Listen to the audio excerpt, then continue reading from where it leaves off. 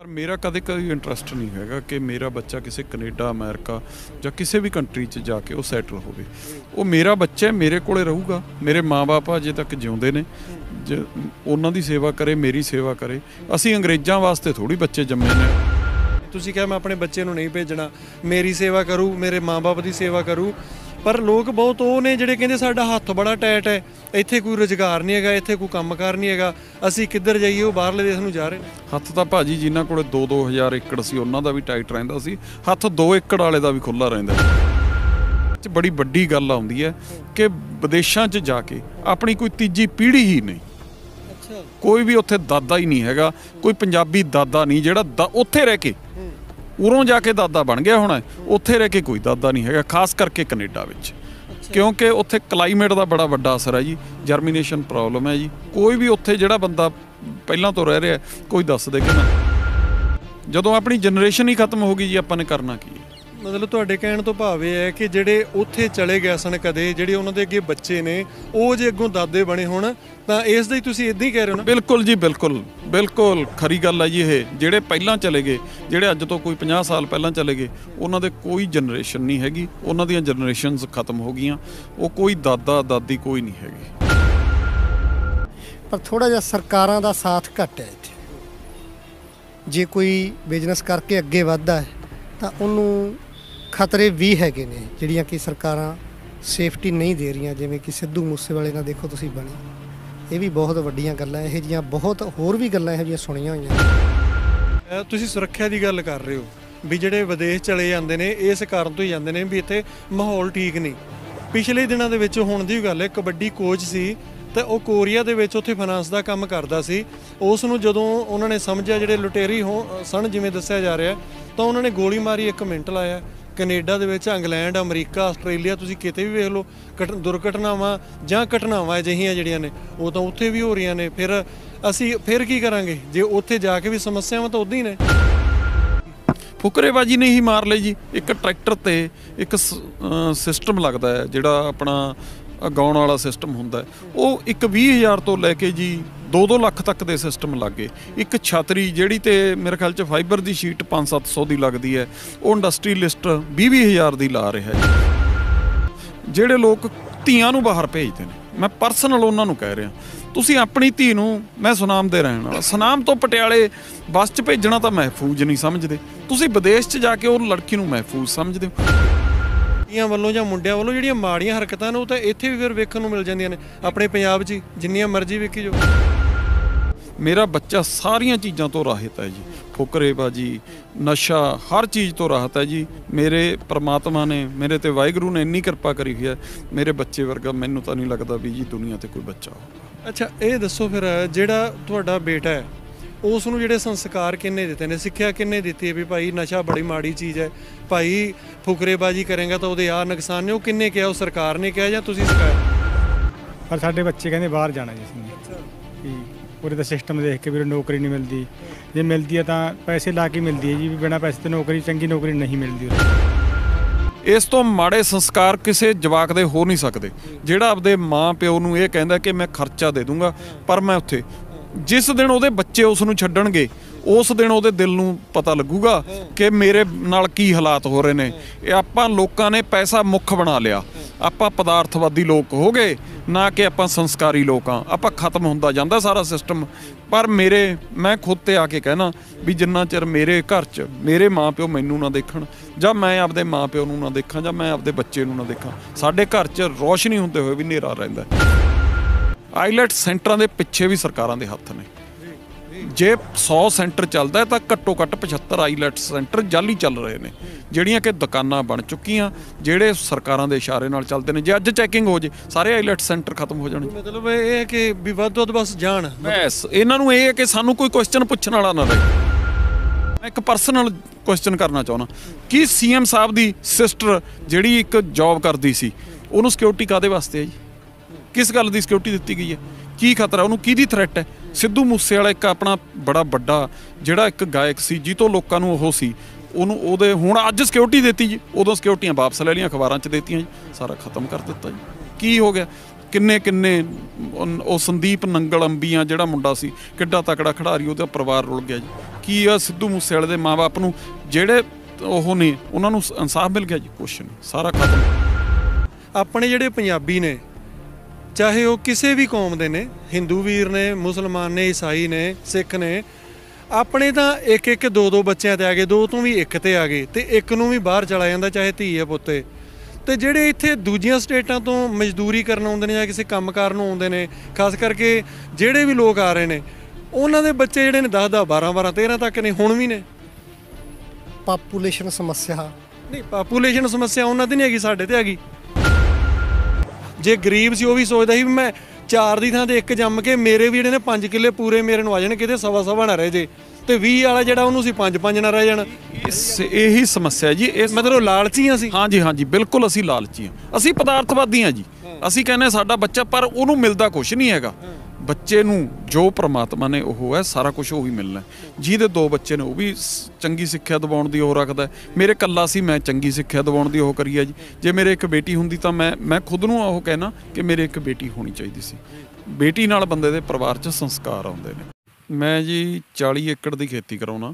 ਮੇਰੇ ਇਕੱਲਾ ਬੇਟਾ ਹੈ। ਮੈਂ ਆਪਦੇ ਬੇਟੇ ਨੂੰ PPS ਨਾਭਾ ਤੋਂ +2 ਪਾਸ ਆਊਟ ਕਰਾਈ ਹੈ, ਤੇ ਮੇਰਾ ਕੋਈ ਇੰਟਰਸਟ ਨਹੀਂ ਕਿ ਉਹ ਬਾਹਰ ਜਾਵੇ। ਠੀਕ ਹੈ, ਮੇਰਾ ਬੱਚਾ ਕਿਤੇ ਘੁੰਮਣ ਜਾ ਸਕਦਾ ਆਪਦੀ ਜ਼ਿੰਦਗੀ 'ਚ, ਪਰ ਮੇਰਾ ਕਦੇ ਕੋਈ ਇੰਟਰਸਟ ਨਹੀਂ ਹੈਗਾ ਕਿ ਮੇਰਾ ਬੱਚਾ ਕਿਸੇ ਕੈਨੇਡਾ, ਅਮਰੀਕਾ ਜਾਂ ਕਿਸੇ ਵੀ ਕੰਟਰੀ 'ਚ ਜਾ ਕੇ ਉਹ ਸੈਟਲ ਹੋਵੇ। ਉਹ ਮੇਰਾ ਬੱਚਾ ਮੇਰੇ ਕੋਲੇ ਰਹੂਗਾ। ਮੇਰੇ ਮਾਂ-ਬਾਪ ਅਜੇ ਤੱਕ ਜਿਉਂਦੇ ਨੇ, ਉਹਨਾਂ ਦੀ ਸੇਵਾ ਕਰੇ, ਮੇਰੀ ਸੇਵਾ ਕਰੇ। ਅਸੀਂ ਅੰਗਰੇਜ਼ਾਂ ਵਾਸਤੇ ਥੋੜ੍ਹੀ ਬੱਚੇ ਜੰਮੇ ਨੇ, ਅਸੀਂ ਆਪਦੇ ਵਾਸਤੇ ਬੱਚੇ ਜਨਮ ਦੇ ਰਹੇ ਹਾਂ। ਤੇ ਦੂਜੀ ਗੱਲ ਇੱਕ ਹੋਰ ਹੈ ਜੀ, ਸਾਨੂੰ ਵਿਦੇਸ਼ ਵਾਲੇ ਜਿਹੜੇ ਲੋਕ ਨੇ, ਸਾਨੂੰ ਤਾਂ ਉਹ ਇੱਕ ਤਰ੍ਹਾਂ ਦਾ ਬਈਏ ਸਮਝਦੇ ਨੇ। ਅਸੀਂ ਉਹਨਾਂ ਵਾਸਤੇ ਭਈਏ ਹਾਂ। ਜਿਵੇਂ ਸਾਡੇ ਕੋਲੇ ਕੋਈ ਇੱਕ ਬਿਹਾਰ ਤੋਂ ਆ ਕੇ ਸਾਡੇ ਲੇਬਰ ਕੰਮ ਕਰਦੀ ਹੈ, ਇਸੇ ਤਰ੍ਹਾਂ ਅਸੀਂ ਜਾ ਕੇ ਸਾਡੇ ਬੱਚੇ ਉੱਥੇ ਜਾ ਕੇ ਕੰਮ ਕਰਦੇ ਨੇ। ਪਰ ਮੈਂ ਜਿਵੇਂ ਇੱਕ 40 ਏਕੜ ਦੀ ਖੇਤੀ ਕਰਾਉਣਾ, ਮੈਂ ਕਈ ਵੱਖ-ਵੱਖ ਕਿਸਮਾਂ ਦੀ ਖੇਤੀ ਕਰਾਉਣਾ। ਪਿਆਜ਼ ਲਾਉਣਾ, ਗਾਜਰ ਲਾ ਰਹੇ ਹਾਂ, ਤੇ ਆਲੂ ਲਾਇਆ, ਤੇ ਮੇਰਾ ਖੁਦ ਦਾ ਇੱਕ ਸਟੱਡ ਫਾਰਮ ਵੀ ਹੈ। ਮੈਂ ਸਾਰੇ ਕੰਮ ਕਰ ਰਿਹਾ ਜੀ। ਜਿਹੜੀ 40 ਏਕੜ ਜ਼ਮੀਨ ਹੈ ਤੁਹਾਡੀ ਖੁਦ ਦੀ ਆਪਣੀ ਜਾਂ ਠੇਕੇ ਵਗੈਰਾ ਤੇ ਲੈਂਦੇ ਹੋ? ਮੇਰੇ ਕੋਲ 20 ਏਕੜ ਆ ਖੁਦ ਦੀ ਹੈ ਜੀ। 20 ਏਕੜ ਦੀ ਮੈਂ ਠੇਕੇ ਤੇ ਲੈ। ਅਸੀਂ ਇਹ ਸਵਾਲ ਤਾਂ ਪੁੱਛਿਆ ਨਾ, ਲੋਕਾਂ ਨੇ ਕਹਿਣਾ ਵੀ ਜਿਹਦੀ ਜੇਬ ਭਾਰੀ ਉਹ ਕੁਝ ਵੀ ਗੱਲਬਾਤ ਕਰ ਸਕਦੇ ਨੇ। ਨਹੀਂ ਜੀ ਨਹੀਂ, 20 ਏਕੜ ਮੇਰੀ ਖੁਦ ਦੀ ਹੈ ਜੀ। 20 ਏਕੜ ਮੈਂ ਠੇਕੇ ਤੇ ਜ਼ਮੀਨ ਲੈ ਕੇ ਖੇਤੀ ਕਰਾਉਣਾ ਜੀ।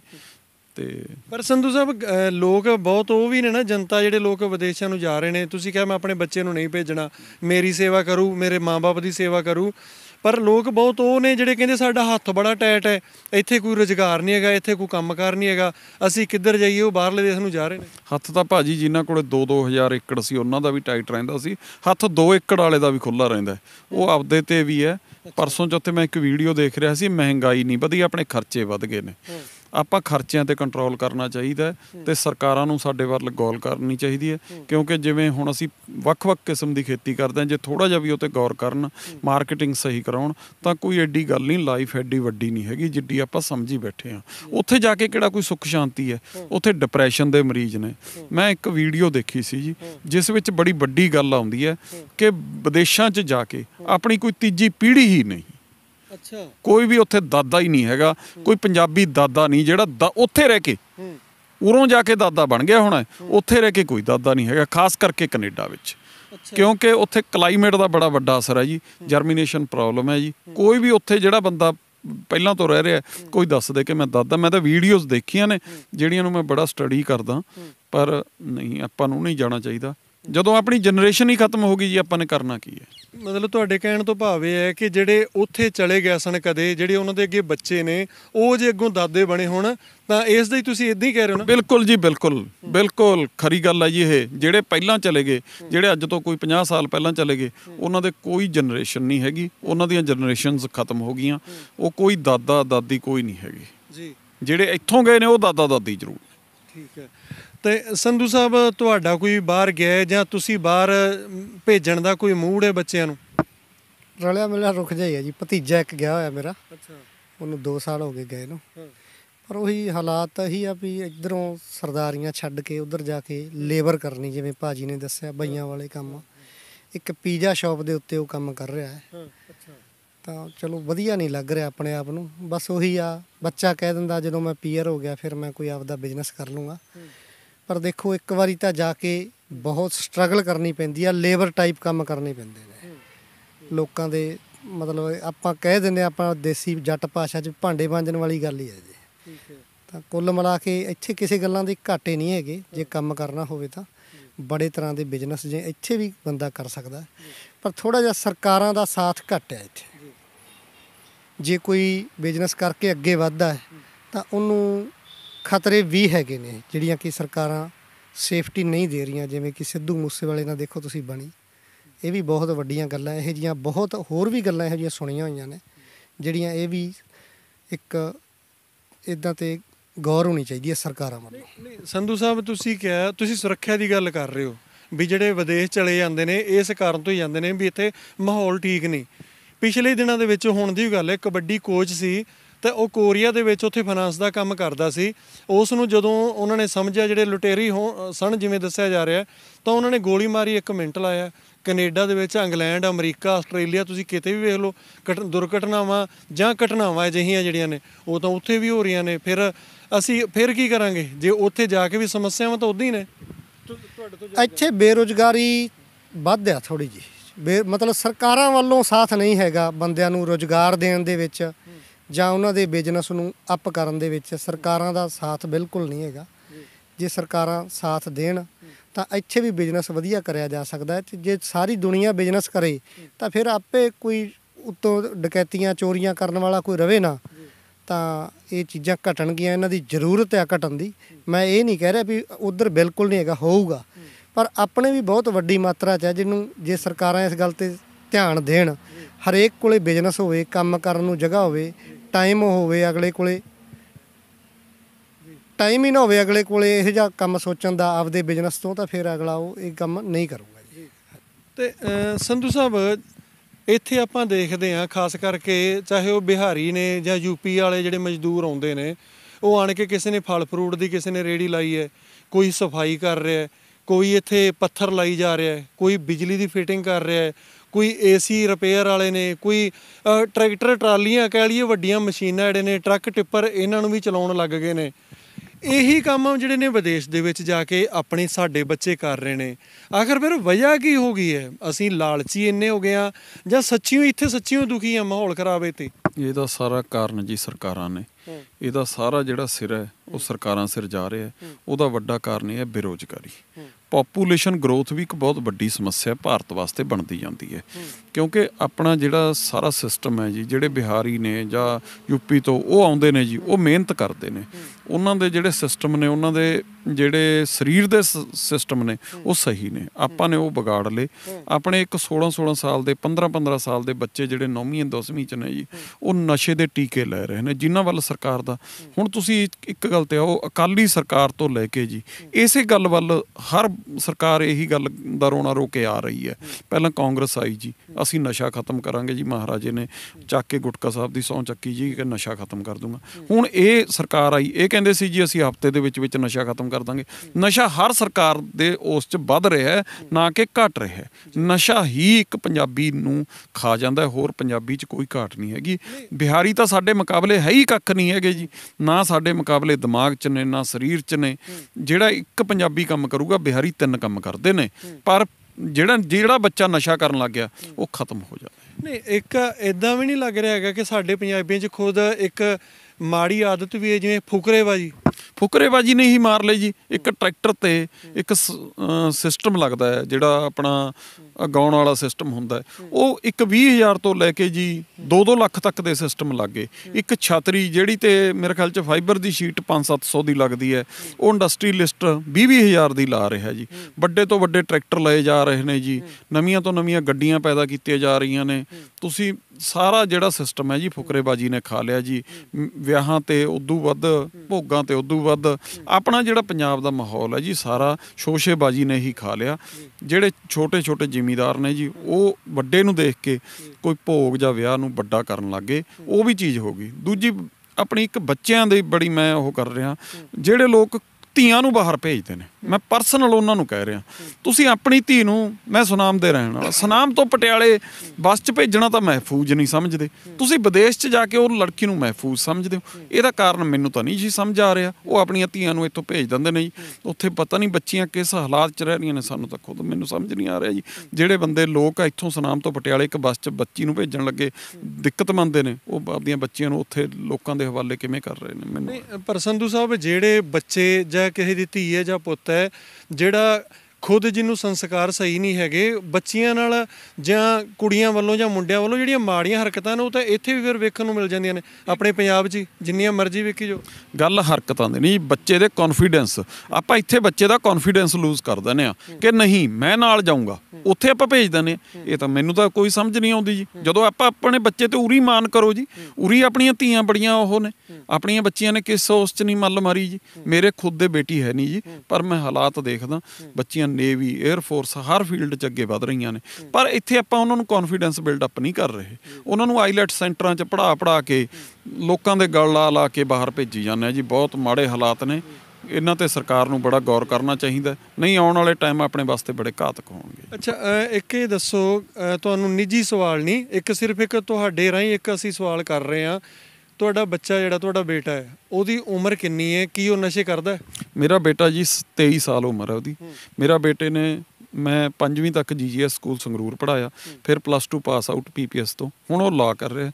ਮੇਰਾ ਬੱਚਾ ਸਾਰੀਆਂ ਚੀਜ਼ਾਂ ਤੋਂ ਰਾਹਤ ਹੈ ਜੀ, ਫੁਕਰੇਬਾਜੀ, ਨਸ਼ਾ, ਹਰ ਚੀਜ਼ ਤੋਂ ਰਾਹਤ ਹੈ ਜੀ। ਮੇਰੇ ਪ੍ਰਮਾਤਮਾ ਨੇ, ਮੇਰੇ ਤੇ ਵਾਹਿਗੁਰੂ ਨੇ ਇੰਨੀ ਕਿਰਪਾ ਕਰੀ ਹੋਈ ਹੈ, ਮੇਰੇ ਬੱਚੇ ਵਰਗਾ ਮੈਨੂੰ ਤਾਂ ਨਹੀਂ ਲੱਗਦਾ ਵੀ ਜੀ ਦੁਨੀਆ ਤੇ ਕੋਈ ਬੱਚਾ ਹੋਊਗਾ। ਅੱਛਾ, ਇਹ ਦੱਸੋ ਫਿਰ, ਜਿਹੜਾ ਤੁਹਾਡਾ ਬੇਟਾ ਹੈ ਉਸ ਨੂੰ ਜਿਹੜੇ ਸੰਸਕਾਰ ਕਿੰਨੇ ਦਿੱਤੇ ਨੇ, ਸਿੱਖਿਆ ਕਿੰਨੇ ਦਿੱਤੀ ਹੈ ਵੀ ਭਾਈ ਨਸ਼ਾ ਬੜੀ ਮਾੜੀ ਚੀਜ਼ ਹੈ, ਭਾਈ ਫੁਕਰੇਬਾਜੀ ਕਰੇਗਾ ਤਾਂ ਉਹਦੇ ਆਹ ਨੁਕਸਾਨ ਨੇ? ਉਹ ਕਿੰਨੇ ਕਿਹਾ? ਉਹ ਸਰਕਾਰ ਨੇ ਕਿਹਾ ਜਾਂ ਤੁਸੀਂ ਸਿਖਾਇਆ? ਮੇਰੇ ਪਿਤਾ ਜੀ ਬਹੁਤ ਇੱਕ ਛੋਟੇ ਜ਼ਿਮੀਂਦਾਰ ਸੀ, ਉਹ 2-3 ਕਿੱਲਿਆਂ ਵਾਲੇ ਜ਼ਿਮੀਂਦਾਰ ਸੀ। ਉਹਨਾਂ ਨੇ ਬੜੀ ਗਰੋਇੰਗ ਅਪ ਕਰੀ ਹੈ, ਸਰਦਾਰ ਮੱਘਰ ਸਿੰਘ ਸੰਧੂ। ਉਹਨਾਂ ਨੇ ਨਾਲ ਨੌਕਰੀ ਵੀ ਕੀਤੀ, ਨਾਲ ਤਰੱਕੀ ਵੀ ਕਰੀ। ਉਹਨਾਂ ਦੇ ਬੜੇ ਵੱਡੇ ਮੇਰੇ ਬੇਟੇ ਤੇ ਹੱਥ ਹੈ ਜੀ। ਉਹਨੂੰ ਉਹ ਸੰਸਕਾਰ ਮਿਲੇ ਨੇ ਜੀ। ਮੇਰੇ ਪਿਤਾ ਜੀ ਨੇ ਖੁਦ ਨਹੀਂ ਨਸ਼ਾ ਕੀਤਾ। ਮੈਂ ਪਿੱਛੇ ਜੇ ਮੈਂ ਖੁਦ ਨਸ਼ੇ ਦੀ ਗ੍ਰਿਫਤ 'ਚ ਰਿਹਾ ਜੀ, ਪਰ ਅੱਜ 10 ਸਾਲ ਹੋ ਗਏ ਮੈਂ ਉਸ ਤੋਂ ਦੂਰ ਹੋ ਗਿਆ। ਉਹੀ ਚੀਜ਼ਾਂ ਦਾ ਅਸਰ ਮੇਰੇ ਬੇਟੇ ਤੇ ਹੈ। ਮੇਰਾ ਬੇਟਾ ਬਿਲਕੁਲ ਇੱਕ ਇਹੋ ਜਿਹਾ ਬੱਚਾ ਜੀ ਜਿਹੜਾ ਸੋਨੇ ਦਾ ਰੁਪਈਆ, ਬਿਲਕੁਲ ਨਸ਼ੇ ਤੋਂ ਮੁਕਤ ਹੈ ਜੀ। ਕਹਿ ਲਈਏ ਤਾਂ ਪਹਿਲਾ ਜਿਹੜਾ ਆ ਫਰਜ਼ ਜਿਹੜਾ ਬਣਦਾ ਬੱਚੇ ਨੂੰ, ਤੁਸੀਂ ਬੱਚੇ ਦੇ ਮਾਂ-ਬਾਪ ਜਿਹੜੇ ਜੋ ਪਰਵਰਿਸ਼ ਦੇਣਗੇ, ਜੋ ਉਸ ਨੂੰ ਜਿਸ ਤਰ੍ਹਾਂ ਦਾ ਸਿਖਾਉਣਗੇ, ਨਤੀਜੇ ਉਸ ਤਰ੍ਹਾਂ ਦੇ ਆਉਣਗੇ। ਸੰਧੂ ਸਾਹਿਬ, ਇਹੀ ਠੀਕ ਹੈ ਜਾਂ ਸਰਕਾਰਾਂ ਦਾ ਕੋਈ ਇਹਦੇ 'ਚ ਯੋਗਦਾਨ ਹੈ ਕਿ ਆਪਣੇ ਬੱਚੇ ਨੂੰ ਆਣ ਕੇ ਉਹ ਦੱਸ ਕੇ ਜਾਣ ਜਾਂ ਸਕੂਲ ਦਾ ਮਾਸਟਰ ਦੱਸੇ? ਬੱਚੇ ਤਾਂ ਘਰ ਦੇ ਵਿੱਚੋਂ ਜਿਹੜੀ ਸਿੱਖਿਆ ਮਿਲਦੀ ਹੈ ਨਾ, ਮੁੱਢਲੀ ਸਿੱਖਿਆ ਜਿਹੜੀ ਨਸ਼ੇ ਦੀ ਆ। ਮੇਰਾ ਭਤੀਜਾ ਸੀਗਾ, ਮਤਲਬ ਉਹਦੇ ਦਿਮਾਗ ਦੇ ਵਿੱਚ ਇੱਕ ਅਕਾਲ ਅਕੈਡਮੀ 'ਚ ਪੜ੍ਹਿਆ ਸੀਗਾ ਉਹ, ਬੜੂ ਸਾਹਿਬ ਵੀ ਉਹਦੇ, ਅਸੀਂ 10 ਸਾਲ ਉਹਨੂੰ ਪੜ੍ਹਾਇਆ, ਤਾਂ ਬੜੀ ਸੋਹਣੀ ਉਹਨੇ ਸਟੱਡੀ ਕਰੀ ਉੱਥੇ। ਉਹਦੇ ਉੱਥੇ ਦਿਮਾਗ ਦੇ ਵਿੱਚ ਇੱਕ ਗੱਲ ਜੱਚ ਗਈ ਨਿੱਕੇ ਜਿਹੇ ਹੁੰਦੇ ਜੇ, ਵੀ ਜੇ ਨਸ਼ਾ ਕਰ ਲਿਆ ਨਾ ਵੀ ਇੱਕ ਬੜਾ ਪਾਪ ਲੱਗੂਗਾ, ਬਹੁਤ ਪਾਪ ਹੋ ਜੂ ਜੇ ਮੈਂ ਨਸ਼ਾ ਕਰ ਲਿਆ। ਤਾਂ ਇਹ ਚੀਜ਼ਾਂ ਕੁਛ ਸਾਨੂੰ ਜਿਹੜੀਆਂ ਸੰਸਥਾਵਾਂ ਨੇ ਸਿੱਖਿਆ ਵਾਲੀਆਂ, ਉਹਨਾਂ ਤੋਂ ਵੀ ਮਿਲਦੀ ਆ, ਜਿਹੜੀਆਂ ਸਿੱਖ ਧਰਮ ਨਾਲ ਜੁੜੀਆਂ ਹੋਈਆਂ, ਅਤੇ ਪਰਿਵਾਰਾਂ ਦੇ ਵਿੱਚੋਂ ਵੀ ਇਹ ਚੀਜ਼ ਸਾਨੂੰ ਮਿਲਦੀ। ਅਸੀਂ ਦੇਖਿਆ ਜਿਹੜੇ ਚੰਗੇ ਪਰਿਵਾਰ ਨੇ ਬੱਚਿਆਂ ਨੂੰ ਚੰਗੀ ਸਿੱਖਿਆ ਦਿੰਦੇ ਆ, ਬੱਚੇ ਉਹਨਾਂ ਦੇ ਨਹੀਂ ਨਸ਼ੇ ਵੱਲ ਜਾਂਦੇ। ਸੋ ਇਸੇ ਤਰ੍ਹਾਂ ਹੀ ਆਪਣੇ ਨਾਲ ਇੱਥੇ ਰਣਜੀਤ ਸਿੰਘ ਨੇ ਜਿਹੜੇ ਖੇਤੀ ਕਰਦੇ ਨੇ। ਤੇ ਤੁਹਾਡੀ ਆਪਣੀ ਜਿਹੜੀ ਜ਼ਮੀਨ, ਤੁਹਾਡੀ ਆਪਣੇ ਕੋਲ ਕਿੰਨੀ ਕੁ ਖੇਤੀ ਹੈ ਠੇਕੇ ਤੋਂ ਬਿਨਾਂ? 12 ਏਕੜ ਹੈ ਜੀ। ਠੀਕ ਹੈ, ਤੁਹਾਡਾ ਕਹਿ ਲਈਏ ਕਾਫੀ ਸੰਯੁਕਤ ਪਰਿਵਾਰ ਹੈ, ਇਕੱਠਾ ਪਰਿਵਾਰ ਹੈ? ਹਾਂਜੀ ਹਾਂਜੀ ਜੀ।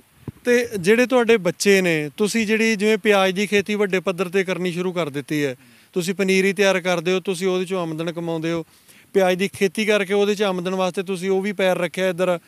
ਤਾਂ ਤੁਸੀਂ ਕੀ ਸੋਚਦੇ ਹੋ ਜਿਹੜੇ ਤੁਹਾਡੇ ਬੱਚੇ ਨੇ, ਤੁਸੀਂ ਉਹਨਾਂ ਨੂੰ ਇੱਥੇ ਕੋਈ ਨੌਕਰੀ ਜਾਂ ਬੇਰੁਜ਼ਗਾਰੀ, ਜਿਵੇਂ ਸੰਧੂ ਦੋਨੀ ਅਚਾਨਚੱਕ ਉਹ ਵੀ ਸੰਧੂ ਸਾਹਿਬ ਨੇ, ਉਹ ਵੀ ਸੰਧੂ ਸਾਹਿਬ ਨੇ, ਤੇ ਤੁਸੀਂ ਕੀ ਮਤਲਬ ਸੋਚ ਰਹੇ ਹੋ ਆਪਣੇ ਬੱਚਿਆਂ ਦੇ ਭਵਿੱਖ ਬਾਰੇ?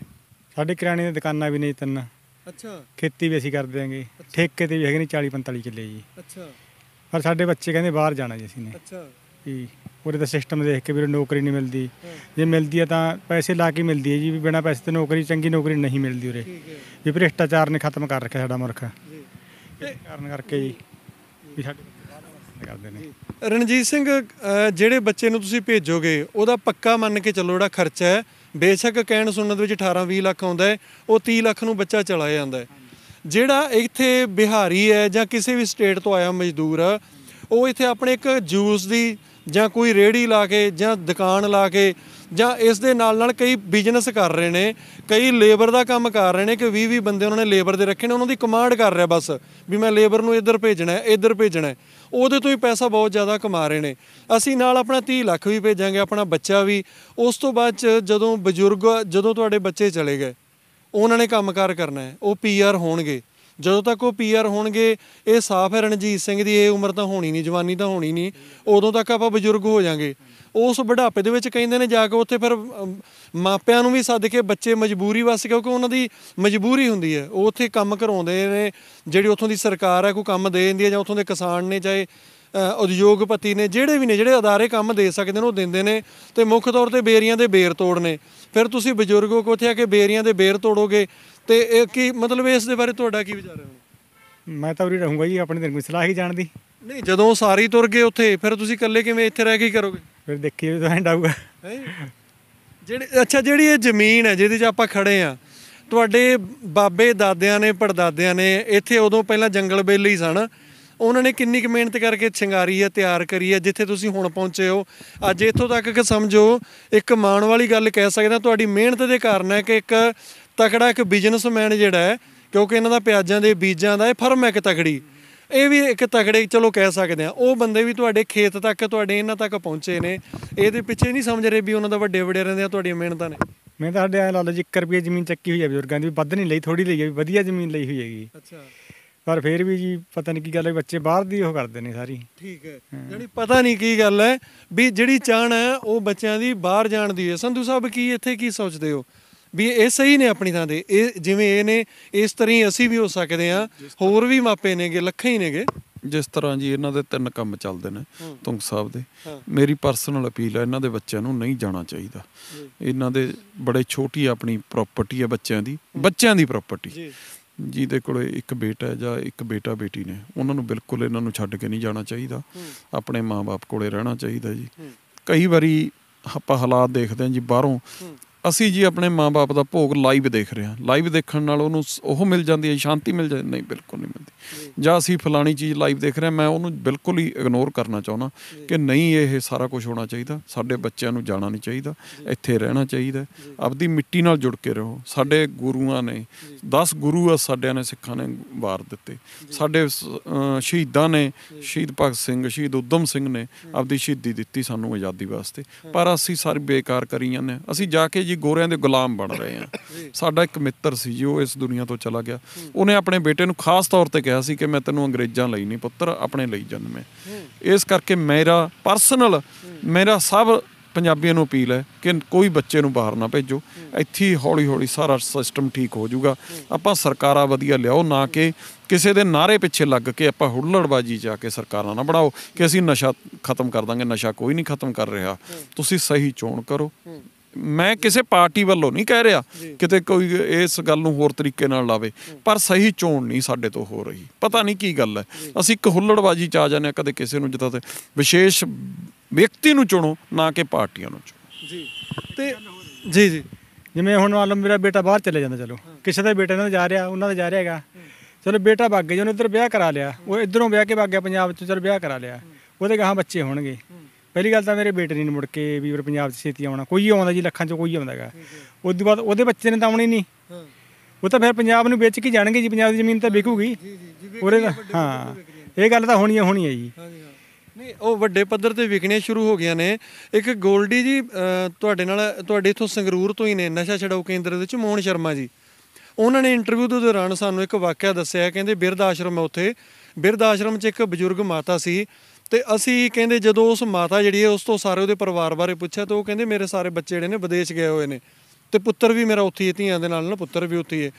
ਕਹਿੰਦੇ ਅਸੀਂ ਉਹਦੇ ਪੁੱਤਰ ਨੂੰ ਗੱਲ ਕਰੀ, ਉਹ ਕਹਿੰਦਾ ਵੀ ਜਿੰਨਾ ਵੀ ਇੱਥੇ ਖਰਚਾ ਆਉਂਦਾ ਉਹਨਾਂ ਮੇਰੇ ਤੋਂ ਲੈ ਲਿਆ ਕਰੋ, ਅਤੇ ਮੇਰੀ ਮਾਂ ਦੀ ਚੰਗੀ ਸੇਵਾ ਸੰਭਾਲ ਕਰੋ। ਕਹਿੰਦੇ ਸਾਨੂੰ ਤਾਂ ਅਸੀਂ ਵੀ ਇੱਕਦਮ ਉਹਨੂੰ ਝਟਕਾ ਲੱਗੇਗਾ ਕਿ ਵੀ ਮੇਰੀ ਮਾਂ ਹੈ ਬਿਰਧ ਆਸ਼ਰਮ ਤੱਕ ਚਲੀ ਗਈ ਹੈ। ਤਾਂ ਉਸ ਤੋਂ ਬਾਅਦ 'ਚ ਕਹਿੰਦੇ ਜਦੋਂ ਉਹਦੀ ਮਾਂ ਪੂਰੀ ਹੋ ਗਈ, ਅਸੀਂ ਕਿਹਾ ਵੀ ਇਸ ਤਰ੍ਹਾਂ ਤੁਹਾਡੇ ਮਾਤਾ ਜੀ ਪੂਰੇ ਹੋ ਗਏ ਨੇ, ਤਾਂ ਉਹ ਕਹਿੰਦੇ ਉਸ ਬੰਦੇ ਨੇ ਸਾਨੂੰ ਤੁਰੰਤ ਇਹ ਕਿਹਾ ਵੀ ਮੈਂ ਸਾਰਾ ਖਰਚਾ ਭੇਜ ਦਾਂਗਾ, ਤੁਸੀਂ ਸੰਸਕਾਰ ਵੀ ਕਰ ਦਿਓ। ਬੜੇ ਵਧੀਆ ਸੰਸਕਾਰ ਨੇ ਜੀ ਉਸ ਬੰਦੇ ਦੇ। ਮੈਂ ਉਹ ਸੰਸਕਾਰਾਂ ਨੂੰ ਐਦੂ ਵਧੀਆ, ਐਦੂ ਘਟੀਆ ਗੱਲ ਮੈਂ ਦੁਨੀਆ ਦੇ ਕੋਈ ਨਹੀਂ ਸਮਝਦਾ। ਇਸ ਤੋਂ ਮਾੜੇ ਸੰਸਕਾਰ ਕਿਸੇ ਜਵਾਕ ਦੇ ਹੋ ਨਹੀਂ ਸਕਦੇ। ਜਿਹੜਾ ਆਪਦੇ ਮਾਂ ਪਿਓ ਨੂੰ ਇਹ ਕਹਿੰਦਾ ਕਿ ਮੈਂ ਖਰਚਾ ਦੇ ਦੂੰਗਾ ਪਰ ਮੈਂ ਉੱਥੇ ਜਿਸ ਦਿਨ ਉਹਦੇ ਬੱਚੇ ਉਸ ਨੂੰ ਛੱਡਣਗੇ ਉਸ ਦਿਨ ਉਹਦੇ ਦਿਲ ਨੂੰ ਪਤਾ ਲੱਗੂਗਾ ਕਿ ਮੇਰੇ ਨਾਲ ਕੀ ਹਾਲਾਤ ਹੋ ਰਹੇ ਨੇ। ਇਹ ਆਪਾਂ ਲੋਕਾਂ ਨੇ ਪੈਸਾ ਮੁੱਖ ਬਣਾ ਲਿਆ, ਆਪਾਂ ਪਦਾਰਥਵਾਦੀ ਲੋਕ ਹੋ ਗਏ ਨਾ ਕਿ ਆਪਾਂ ਸੰਸਕਾਰੀ ਲੋਕ ਆ। ਆਪਾਂ ਖਤਮ ਹੁੰਦਾ ਜਾਂਦਾ ਸਾਰਾ ਸਿਸਟਮ। ਪਰ ਮੈਂ ਖੁਦ ਤੇ ਆ ਕੇ ਕਹਿਣਾ ਵੀ ਜਿੰਨਾ ਚਿਰ ਮੇਰੇ ਘਰ 'ਚ ਮੇਰੇ ਮਾਂ ਪਿਓ ਮੈਨੂੰ ਨਾ ਦੇਖਣ ਜਾਂ ਮੈਂ ਆਪਦੇ ਮਾਂ ਪਿਓ ਨੂੰ ਨਾ ਦੇਖਾਂ ਜਾਂ ਮੈਂ ਆਪਦੇ ਬੱਚੇ ਨੂੰ ਨਾ ਦੇਖਾਂ, ਸਾਡੇ ਘਰ 'ਚ ਰੌਸ਼ਨੀ ਹੁੰਦੇ ਹੋਏ ਵੀ ਹਨੇਰਾ ਰਹਿੰਦਾ। ਸੋ ਮੇਰੀ ਹੱਥ ਬੰਨ੍ਹ ਕੇ ਪੰਜਾਬੀਆਂ ਨੂੰ ਅਪੀਲ ਹੈ ਕਿ ਪ੍ਰਮਾਤਮਾ ਦੇ ਲੜ ਲੱਗ ਜਾਓ, ਇਸ ਗੱਲਾਂ ਤੋਂ ਦੂਰ ਹੋ ਜਾਓ, ਆਪਦੀ ਖੇਤੀ ਕਰੋ, ਆਪਦੇ ਬਿਜ਼ਨਸ ਕਰੋ। ਸਾਰਾ ਕੁਝ ਹੋ ਰਹੀ ਹੈ, ਛੱਡ ਦਿਓ ਇਹ ਵਿਦੇਸ਼ਾਂ 'ਚ ਜਾਣਾ। ਜਿੰਨਾ ਚਿਰ ਤੁਸੀਂ ਨਹੀਂ ਛੱਡਦੇ ਤੁਹਾਨੂੰ ਸਰਕਾਰਾਂ ਇਹ ਸਭ ਗੁੰਮਰਾਹ ਕਰ ਰਹੇ ਨੇ। ਆਈਲੈਟ ਸੈਂਟਰਾਂ ਦੇ ਪਿੱਛੇ ਵੀ ਸਰਕਾਰਾਂ ਦੇ ਹੱਥ ਨੇ। ਜੇ 100 ਸੈਂਟਰ ਚੱਲਦਾ ਤਾਂ ਘੱਟੋ ਘੱਟ 75 ਆਈਲੈਟ ਸੈਂਟਰ ਜਾਲੀ ਚੱਲ ਰਹੇ ਨੇ, ਜਿਹੜੀਆਂ ਕਿ ਦੁਕਾਨਾਂ ਬਣ ਚੁੱਕੀਆਂ, ਜਿਹੜੇ ਸਰਕਾਰਾਂ ਦੇ ਇਸ਼ਾਰੇ ਨਾਲ ਚੱਲਦੇ ਨੇ। ਜੇ ਅੱਜ ਚੈਕਿੰਗ ਹੋ ਜੇ ਸਾਰੇ ਆਈਲੈਟ ਸੈਂਟਰ ਖਤਮ ਹੋ ਜਾਣਗੇ। ਮਤਲਬ ਇਹ ਹੈ ਕਿ ਵੀ ਵੱਧ ਤੋਂ ਵੱਧ ਬਸ ਜਾਣ ਬਸ। ਇਹਨਾਂ ਨੂੰ ਇਹ ਹੈ ਕਿ ਸਾਨੂੰ ਕੋਈ ਕੁਐਸਚਨ ਪੁੱਛਣ ਵਾਲਾ ਨਾ ਰਹੇ। ਕੁਐਸਚਨ ਸਰਕਾਰ ਕਹਿੰਦੀ ਕੋਈ ਕੁਐਸਚਨ। ਮੈਂ ਇੱਕ ਗੱਲ ਬੜੀ ਜ਼ੋਰ ਦੇ ਕੇ ਕਹਿਣਾ ਚਾਹੁੰਦਾ, ਜਿਹੜਾ ਆਪਣਾ ਅੱਜ ਦਾ CM ਕਹਿੰਦਾ ਸੀ ਮੈਨੂੰ ਕੁਐਸਚਨ ਪੁੱਛੋ, ਮੈਂ ਖੁਦ ਕਹਿਣਾ ਲੈ ਮੈਂ ਉਹ ਤੋਂ 10 ਕੁਐਸਚਨ ਪੁੱਛਣਾ ਚਾਹੁੰਦਾ, ਉਹ 10 ਚੋਂ 9 ਦਾ ਜਵਾਬ ਦੇ ਦੇ, ਮੈਂ ਉਹਨੂੰ ਸਾਰੀ ਉਮਰ ਉਸ ਪਾਰਟੀ ਨੂੰ ਵੋਟ ਪਾਊਂਗਾ। ਤੁਸੀਂ 2-4 ਸਵਾਲ ਕਰ ਦਿਓ, ਸੁਣ ਰਹੇ ਨੇ, ਤੁਹਾਨੂੰ ਸੁਣ ਲੈਣਗੇ। ਮੇਰੀ ਗੱਲ ਸੁਣੋ ਜੀ, ਪਹਿਲਾਂ ਉਹਨੇ ਕਿਹਾ ਸੀ ਕਿ ਮੈਂ ਬਿਨਾਂ ਸਿਕਿਉਰਿਟੀ ਤੋਂ ਚੱਲੂੰਗਾ। ਉਹਦੀ ਸਿਕਿਉਰਿਟੀ ਬਾਕੀ ਦੇ ਰਹਿੰਦੇ ਅੱਜ ਤੱਕ ਦੇ ਮੇਰੇ ਦੇਖਣ ਦੇ CM ਸਭ ਤੋਂ ਵੱਧ ਗਈ ਜੀ। ਉਹਨੇ ਕਿਹਾ ਸੀ ਕਿ ਮੇਰੇ ਜਿਹੜੇ MLA ਨੇ ਉਹ ਸੱਥਾਂ 'ਚ ਜਾ ਕੇ, ਕੋਈ MLA ਨਹੀਂ ਸੱਥਾਂ 'ਚ ਜਾ ਰਿਹਾ ਜੀ, ਸਾਰਿਆਂ ਨਾਲ ਉਵੇਂ ਹੀ ਸਿਕਿਉਰਿਟੀਆਂ ਚੱਲ ਰਹੀਆਂ ਨੇ। ਉਹਨੇ ਕਿਹਾ ਸੀ ਨਸ਼ਾ ਖਤਮ ਹੋਊਗਾ, ਬਿਲਕੁਲ ਨਸ਼ਾ ਨਹੀਂ, ਨਸ਼ਾ 4 ਗੁਣਾ ਵੱਧ ਗਿਆ। ਕਰਪਸ਼ਨ ਉਦੋਂ ਜ਼ਿਆਦਾ ਵੱਧ ਗਈ, ਹਰ ਚੀਜ਼ ਵੱਧਦੀ ਜਾਂਦੀ ਹੈ। ਬਿਜਲੀ ਉਹਨੇ ਕਹਿਤਾ ਕਿ 0 ਬਿੱਲ ਆਇਆ ਕਰਨਗੇ, ਠੀਕ ਹੈ 0 ਬਿੱਲ, ਪਰ 3 ਦਿਨ ਤੋਂ ਕੀ ਹਾਲਾਤ ਹੋ ਗਏ ਬਿਜਲੀ ਦੇ। ਪੰਜਾਬ 'ਚ ਬਿਜਲੀ ਦਾ ਮਾੜਾ ਹਾਲਾਤ ਹੁੰਦੇ ਜਾਂਦੇ ਨੇ, ਹਰ ਚੀਜ਼ ਦਾ ਬੇੜਾ ਗਰਕ ਹੁੰਦਾ ਜਾਂਦਾ। ਮੈਂ ਇਕੱਲੇ ਉਸ CM ਨੂੰ ਨਹੀਂ ਕਹਿੰਦਾ, ਹਰ ਸਰਕਾਰ ਦਾ ਆਪਾਂ ਨੂੰ ਮੂਰਖ ਬਣਾ ਕੇ ਨਾਅਰਾ ਲਾ ਕੇ ਸਾਰੇ ਆਪਾਂ ਨੂੰ ਗੁੰਮਰਾਹ ਕਰ ਰਹੇ ਨੇ। ਕੋਈ ਉਹ ਨਹੀਂ ਹੈਗਾ, ਕੋਈ ਆਪਣੇ ਵੱਲ ਧਿਆਨ ਨਹੀਂ ਦੇ ਰਿਹਾ, ਕੋਈ ਆਪਾਂ ਨੂੰ ਕੋਈ ਸਟੱਡੀ ਨਹੀਂ ਕਰਾ ਰਿਹਾ। ਸਾਰਾ ਕੁਛ ਇਹ ਆਪਦੀਆਂ ਦੁਕਾਨਦਾਰੀਆਂ ਚਲਾ ਰਹੇ ਨੇ, ਸਾਰਾ ਸਿਸਟਮ। ਮੈਨੂੰ ਇੱਕ ਗੱਲ ਦੱਸੋ ਜੀ, ਮੈਂ ਇੱਕ ਪਰਸਨਲ ਕੁਐਸਚਨ ਕਰਨਾ ਚਾਹੁੰਦਾ, ਕੀ CM ਸਾਹਿਬ ਦੀ ਸਿਸਟਰ ਜਿਹੜੀ ਇੱਕ ਜੌਬ ਕਰਦੀ ਸੀ, ਉਹਨੂੰ ਸਿਕਿਉਰਿਟੀ ਕਾਹਦੇ ਵਾਸਤੇ ਹੈ ਜੀ? ਕਿਸ ਗੱਲ ਦੀ ਸਿਕਿਉਰਿਟੀ ਦਿੱਤੀ ਗਈ ਹੈ?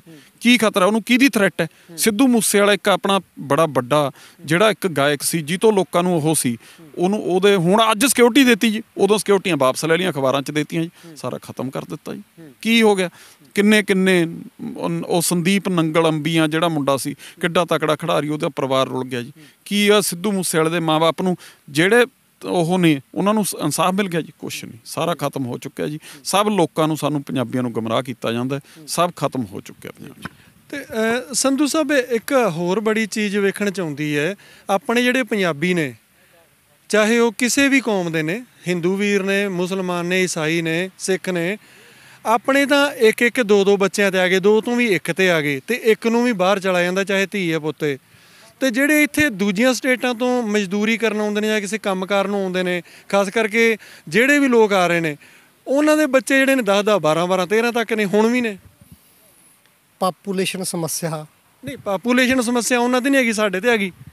ਆਪਣੇ ਬਸ ਫਿਰ ਉਹੀ ਆਪਦਾ। ਗੋਲਡੀ, ਤੁਹਾਡੇ ਤੋਂ ਵਧੀਆ ਫਿਰ ਇਹਦਾ ਜਵਾਬ ਮਿਲ ਸਕਦਾ ਵੀ ਇਹ ਕੀ ਵਜ੍ਹਾ ਹੋ ਗਈ ਵੀ ਉਹ ਲੋਕ ਜਿਹੜੇ ਨੇ ਅਜੇ ਵੀ ਰੱਬ ਦੇ ਭਾਣੇ 'ਚ ਉਵੇਂ ਜੋ ਮਤਲਬ ਹੋ ਰਿਹਾ ਉਸ ਤਰ੍ਹਾਂ ਜਵਾਕ ਜਿੰਨੇ ਹੋ ਗਏ, ਠੀਕ ਹੈ, ਜਿੰਨਿਆਂ ਨੇ ਜਨਮ ਲੈ ਲਿਆ ਜੀ। ਆਪਣੇ ਤਾਂ ਜਨਰੇਸ਼ਨ ਹੋਣੀ ਹੀ ਨਹੀਂ ਹੈਗੀ, ਆਪਣੇ ਤਾਂ ਜਿਸ ਦਿਨ 6G ਆ ਗਿਆ ਬੱਚਾ ਹੋਇਆ ਹੀ ਨਹੀਂ ਕਰਨਾ। ਨਹੀਂ, ਉਹ ਤਾਂ ਇੱਕ ਹੋ ਗਈ ਵੀ ਸਰੀਰ ਦੀ ਕਮਜ਼ੋਰੀ। ਮੈਂ ਕਹਿ ਰਿਹਾ ਵੀ ਆਪਾਂ ਇੱਕ ਤੇ ਉਂਝ ਕਿਉਂ ਆ ਗਏ? ਮਤਲਬ ਮੇਰਾ ਸਵਾਲ ਇਹ ਹੈ। ਬਸ ਆਪਣੇ 'ਚ ਇੱਕ ਸੰਸਕਾਰ ਉਹ ਕਰਤੇ ਜੀ ਕਿ ਆਪਣੇ ਇੱਕ ਬੱਚਾ ਹੋਣਾ ਚਾਹੀਦਾ। ਨਹੀਂ, ਲਾਲਚ ਨਹੀਂ ਇਹਦੇ ਪਿੱਛੇ ਵੱਧ ਗਿਆ, ਕਿਉਂਕਿ ਹੁਣ ਤੋਂ ਪਿਛਲੇ 2-4 ਸਾਲ ਪਹਿਲਾਂ ਇਹੀ ਰਿਵਾਜ ਸੀ ਨਾ ਵੀ ਜਿਵੇਂ ਕੋਈ ਕਿਸੇ ਦਾ ਇੱਕ ਬੱਚਾ ਤੇ ਜ਼ਮੀਨ ਬੜੀ ਵੇਖੀ ਜਾਂਦੀ ਸੀ ਵੀ ਇੱਕ ਨੂੰ, ਜੇ ਗਰੀਬ ਸੀ ਉਹ ਵੀ ਸੋਚਦਾ ਸੀ ਵੀ ਮੈਂ 4 ਦੀ ਥਾਂ ਤੇ 1 ਜੰਮ ਕੇ ਮੇਰੇ ਵੀ ਜਿਹੜੇ ਨੇ 5 ਕਿੱਲੇ ਪੂਰੇ ਮੇਰੇ ਨੂੰ ਆ ਜਾਣ, ਕਿਤੇ 1.25 ਨਾ ਰਹਿ ਜੇ, ਤੇ 20 ਵਾਲਾ ਜਿਹੜਾ ਉਹਨੂੰ ਸੀ 5 ਨਾ ਰਹਿ ਜਾਣ। ਇਹੀ ਸਮੱਸਿਆ ਜੀ। ਇਸ ਮਤਲਬ ਲਾਲਚੀ ਹਾਂ ਅਸੀਂ। ਹਾਂਜੀ, ਬਿਲਕੁਲ ਅਸੀਂ ਲਾਲਚੀ ਹਾਂ, ਅਸੀਂ ਪਦਾਰਥਵਾਦੀ ਹਾਂ ਜੀ। ਅਸੀਂ ਕਹਿੰਦੇ ਸਾਡਾ ਬੱਚਾ, ਪਰ ਉਹਨੂੰ ਮਿਲਦਾ ਕੁਛ ਨਹੀਂ ਹੈਗਾ। ਬੱਚੇ ਨੂੰ ਜੋ ਪ੍ਰਮਾਤਮਾ ਨੇ ਉਹ ਹੈ, ਸਾਰਾ ਕੁਝ ਉਹੀ ਮਿਲਣਾ। ਜਿਹਦੇ 2 ਬੱਚੇ ਨੇ ਉਹ ਵੀ ਚੰਗੀ ਸਿੱਖਿਆ ਦਿਵਾਉਣ ਦੀ ਉਹ ਰੱਖਦਾ। ਮੇਰੇ ਇਕੱਲਾ ਸੀ, ਮੈਂ ਚੰਗੀ ਸਿੱਖਿਆ ਦਿਵਾਉਣ ਦੀ ਉਹ ਕਰੀ ਹੈ ਜੀ। ਜੇ ਮੇਰੇ ਇੱਕ ਬੇਟੀ ਹੁੰਦੀ ਤਾਂ ਮੈਂ ਖੁਦ ਨੂੰ ਉਹ ਕਹਿਣਾ ਕਿ ਮੇਰੇ ਇੱਕ ਬੇਟੀ ਹੋਣੀ ਚਾਹੀਦੀ ਸੀ। ਬੇਟੀ ਨਾਲ ਬੰਦੇ ਦੇ ਪਰਿਵਾਰ 'ਚ ਸੰਸਕਾਰ ਆਉਂਦੇ ਨੇ। ਪਰ ਆਪਾਂ ਲੋਕ ਪਦਾਰਥਵਾਦੀ ਹੋ ਗਏ। ਆਪਾਂ ਬਿਲਕੁਲ ਇਸ ਗੱਲ ਤੇ ਆ ਰਹੇ ਹਾਂ ਕਿ ਸਾਡੇ ਦੂਜਾ ਬੱਚਾ ਨਾ ਹੀ ਹੋਵੇ। ਹਰ ਬੰਦਾ ਦੇਖੋ ਅਲਟਰਾਸਾਊਂਡ ਜਿਹੜੇ ਸਿਸਟਮ ਨੇ ਉਹ ਵੀ ਇਸੇ ਚੀਜ਼ ਤੇ ਆ ਗਏ। ਆਪਾਂ ਧੀ ਵਿਆਹ ਕੇ ਲਿਆਉਣੀ ਤਾਂ ਚਾਹੁੰਦਾ ਮੈਂ, ਪਰ ਮੈਂ ਆਪਦੇ ਧੀ ਨਹੀਂ ਚਾਹੁੰਦਾ। ਪਰ ਮੈਂ ਰੀਅਲੀ ਮੇਰੇ ਦਿਲ ਤੋਂ ਕਹਿ ਰਿਹਾ ਕਿ ਮੈਂ ਇੱਕ ਬੇਟੀ ਚਾਹੁੰਦਾ ਸੀ, ਪਰ ਪਰਮਾਤਮਾ ਦੀ ਦੇਣ। ਕੋਈ ਗੱਲ ਨਹੀਂ ਗੋਲਡੀ ਜੀ, ਤੁਹਾਡੇ ਜਿਵੇਂ ਤੁਹਾਡੇ ਵਿਚਾਰ ਨੇ ਤਾਂ ਅਸੀਂ ਤੁਹਾਨੂੰ ਬੇਨਤੀ ਕਰਾਂਗੇ ਵੀ ਜਦੋਂ ਵੀ ਕੋਈ ਸਬੱਬ ਬਣੇਗਾ ਕਿਸੇ ਗਰੀਬ ਦੀਆਂ 2 ਧੀਆਂ ਨੂੰ ਵਿਆਹ ਕੇ ਉਹਨਾਂ ਧੀਆਂ ਨੂੰ ਆਪਣੇ ਘਰ ਹੀ ਕਿਹਾ ਕਰੋ ਵੀ ਭਾਈ ਤੁਹਾਡਾ ਇਹ ਭਰਾ ਜਿਹੜਾ ਛੋਟਾ ਇਹ ਤੁਹਾਨੂੰ ਵਿਦਾ ਕਰੇਗਾ ਜਦੋਂ ਵੀ ਤੁਸੀਂ ਆਓਗੇ ਆਪਣੇ ਭਰਾ ਕੋਲ। ਤੇ ਇਹ ਜਿਹੜੀ ਗੱਲਬਾਤ ਸੀ ਇਹਦੇ ਵਿੱਚ ਰਣਜੀਤ ਸਿੰਘ ਜੀ ਤੇ ਇਹ ਸੰਧੂ ਸਾਹਿਬ ਨੇ ਚੰਦੋ ਕਲਾਂ ਪਿੰਡ ਤੋਂ। ਤੇ ਸੰਧੂ ਸਾਹਿਬ ਜਿਹੜੇ ਕਿ ਮੁੱਖ ਮੰਤਰੀ ਸਾਹਿਬ ਉਹਨਾਂ ਦੇ ਇਲਾਕੇ ਦੇ ਨੇ, ਇੱਧਰ ਨੂੰ ਵੀ ਜਾਂਦੇ ਇਹਨਾਂ ਦੀ ਲੱਤ ਦੇ ਤਾਂ ਵੀ ਮੁੱਖ ਮੰਤਰੀ ਦੇ ਸ਼ਹਿਰ ਸੰਗਰੂਰ, ਇੱਧਰ ਨੂੰ ਜਾਂਦੇ ਨੇ ਤੇ ਸੁਨਾਮ ਨੂੰ ਚਲੇ ਜਾਂਦੇ ਨੇ। ਸੋ ਇਹ ਇੱਕ ਬੜੇ ਇਸ ਟਾਈਮ ਕਹਿ ਲਈਏ ਮੁੱਖ ਮੰਤਰੀ ਇਹਨਾਂ ਦੇ ਇਲਾਕੇ ਦੇ ਨੇ ਤੇ ਇਹਨਾਂ ਦੀ ਪੂਰੀ ਚੜ੍ਹਾਈ ਹੈ। ਜਿਵੇਂ ਇਹਨਾਂ ਦੇ ਘੋੜਿਆਂ ਦਾ ਵੀ ਕੰਮ ਹੈ, ਖੇਤੀ ਵੀ ਇਹ ਸਬਜ਼ੀਆਂ ਤੇ ਹੋਰ ਕਈ ਤਰ੍ਹਾਂ ਦੀ ਖੇਤੀ ਕਰਦੇ ਨੇ। ਸੋ ਦੋਸਤੋ ਸਾਡਾ ਇਸ ਵੀਡੀਓ ਦਾ ਇਸ ਗੱਲਬਾਤ ਦਾ ਇੱਕੋ ਇੱਕ ਮਕਸਦ ਸੀ ਕਿ ਸਾਡੇ ਜਿਹੜੇ ਸਿੰਘ ਸ਼ਹੀਦ ਨੇ, ਸਾਡੇ ਗੁਰੂ ਪੀਰ ਨੇ, ਜਾਂ ਸਾਡਾ ਇੱਥੋਂ ਦਾ ਪੌਣ ਪਾਣੀ ਹੈ, ਇਹ ਧਰਤੀ ਮਾਤਾ ਹੈ, ਇਹਨੂੰ ਛੱਡਣ ਤੋਂ ਪਹਿਲਾਂ 100 ਵਾਰੀ ਸੋਚਿਓ ਜ਼ਰੂਰ ਕਿ ਆਖਰ ਜਿਹੜੇ ਸਾਡੇ ਵੱਡੇ ਵਡੇਰੇ ਸਨ ਉਹਨਾਂ ਨੇ ਗੁਨਾਹ ਕੀ ਕੀਤਾ ਸੀ। ਉਹਨਾਂ ਨੇ ਇੱਥੋਂ ਗੁਲਾਮੀ ਦੀਆਂ ਜੰਜੀਰਾਂ ਤੋੜਨ ਲਈ ਉਹਨਾਂ ਨੂੰ ਵਿਦੇਸ਼ੀ ਜਿਹੜੇ ਸਨ ਉਹਨਾਂ ਨੂੰ ਵਾਪਸ ਭੇਜਿਆ। ਤੇ ਅੱਜ ਅਸੀਂ ਉੱਥੇ ਜਾ ਕੇ ਸੰਧੂ ਸਾਹਿਬ ਉਹਨਾਂ ਦੀ ਜਿਹੜੀ ਗੁਲਾਮੀ ਕਰਨ ਨੂੰ ਫਿਰ ਜਾ ਕੇ ਖੁਸ਼ੀ ਉਹਨਾਂ ਦੀ ਗੁਲਾਮੀ ਕਰ ਰਹੇ ਹਾਂ। ਕੈਮਰਾਮੈਨ ਸੋਨੂ ਵਿਰਕ ਦੇ ਨਾਲ ਮੈਂ ਸਾਹਿਬ ਸਿੰਘ ਵਿਰਕ, ਸੰਗਰੂਰ। ਧੰਨਵਾਦ।